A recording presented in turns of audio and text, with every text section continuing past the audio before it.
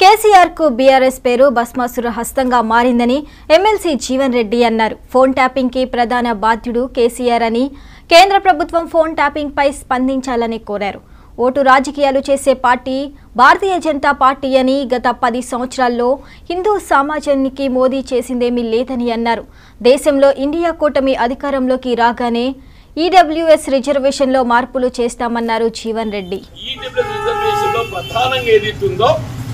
హిందువులతో అందరికీ అవకాశం కల్పిస్తుంది. నిరుపేద వర్గాలు అందరితో ఉన్నారు.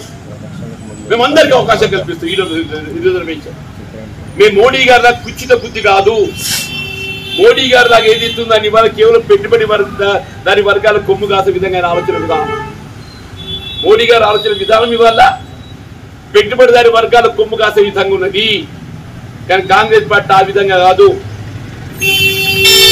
పెట్టుబడిదారి వర్గాలకు సంబంధించే కాకుండా సమాజంలోని సామాజిక వెనుకబడదని గురవుతున్న వారికి అందరికీ ఏదైతుందో మేము హక్కు కల్పిస్తాము.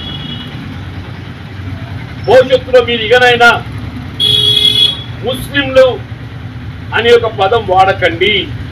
ఎందుకంటే ముస్లిం రిజర్వేషన్ సౌకర్యం కలిగిస్తుంది మీరు. This must be given clarity. నేను special appealing to my media friends, మా పాత్రికేయ దోస్తులు ప్రత్యేకంగా నేను కోరేది ఏంటంటే, ఈడబ్ల్యూఎస్ రిజర్వేషన్ లో ప్రధానంగా ఏదైతుందో హిందువులతో పాటు ముస్లింలకు కూడా సమానమైనటువంటి రిజర్వేషన్ సౌకర్యం కలిగిస్తున్నది భారత ప్రధాని నరేంద్ర మోడీ గారు అని చెప్పండి. ఆయన ముస్లింలకు ఎక్కడ ఏ విధమైనటువంటి ప్రాధాన్యత కల్పిస్తలేడు, కేవలం హిందువులకే కల్పిస్తుండ అన్నటువంటి ఒక భావన సరైనది కాదు. ఆయన గత 10 సంవత్సరాల పాలనలో హిందూ సమాజాన్ని ప్రత్యేకంగా ఏ విధమైన మేలు ఒనగూర్చలేదు. గత 10 సంవత్సరాల పాలనలో హిందూ సమాజానికి